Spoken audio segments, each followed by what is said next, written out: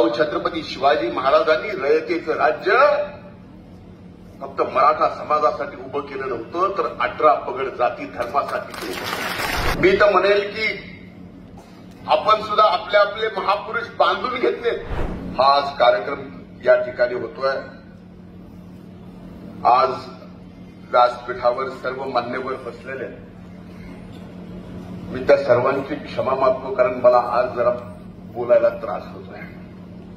पण माझ्या आईचं नाव घेतल्याशिवाय हा कार्यक्रम पूर्ण होऊ शकत नाही. म्हणून श्रीमती गयाबाई, जिला आम्ही जिजी म्हणतो, आज प्रामुख्याने इथं उपस्थित आहेत.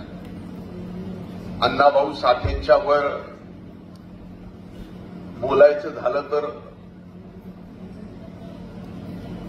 2.5-3 तासाचं भाषण मी करू शकतो. पण आज एकूण आत्ताच्या वातावरणामध्ये थोरातांनी सांगितलं 144 गावं जाऊन आले. त्यामुळं खऱ्या अर्थानं मी बोलायची हिंमत या ठिकाणी उभा राहून करावी. 144 गावात त्यांना जो अनुभव आला तो बीड जिल्ह्याच्या अनेक जिल्ह्याच्या प्रत्येक गावागावावरती अनुभव आलेला आहे. मी तर म्हणेल की आपण सुद्धा आपले आपले महापुरुष बांधून घेतले. छत्रपती शिवाजी महाराजांची जयंती म्हणले की फक्त मराठा समाजाने करायची. परमपूजनीय डॉक्टर बाबासाहेब आंबेडकरांची जयंती म्हणलं की ती फक्त मागासवर्गीय समाजाने करायची.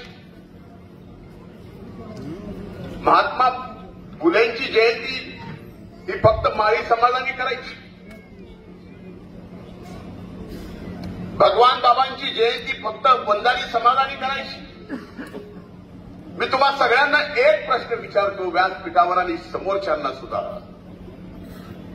काऊ छत्रपती शिवाजी महाराजांनी रयतेचं राज्य फक्त मराठा समाजासाठी उभं केलं नव्हतं, तर 18 पगड जाती धर्मासाठी केलं. परमपूजनीय डॉक्टर बाबासाहेब आंबेडकरांनी संविधान या देशाला दिलं. ते संविधान फक्त मागासवर्गीय समाजापुरतं नव्हतं.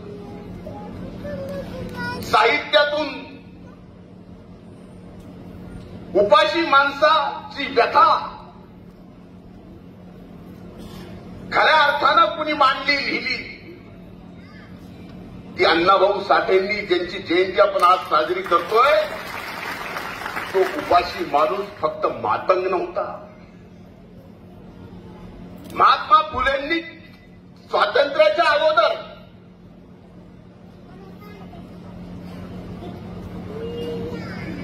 शिक्षणाची चळवळ उभी केली. त्या शिक्षणाच्या चळवळीत फक्त माळी समाज शिकला असातला भाग नाही. भगवान बाबांनी अध्यात्माची आणि शिक्षणाची सांगड घातली. सोशल मीडियाच्या भाऊ गर्दीत विश्वासार्हतेने चकाकणारे नाव म्हणजे लेट्सअप मराठी.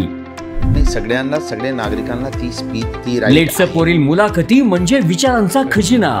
त्यानंतरच्या निवडणुकीमध्ये मला सोडून गेले. बातम्या केवळ वस्तुस्थिती सांगणाऱ्या, न प्रोपगंडा, फक्त जनतेचा अजेंडा. क्योंकि आने वाला कल जाने वाला है, जाने वाला कल आने वाला है. राजकारण, मनोरंजन असो की क्रीडा क्षेत्र, महाराष्ट्राची स्पंदने संवेदनशीलतेने टिपणारे माध्यम म्हणजे लेट्सअप मराठी. जगासोबत एक पाऊल पुढे राहण्यासाठी लेट्सअपचे ॲप, सोशल मीडिया आणि वेबसाईट सोबत कनेक्टेड रहा.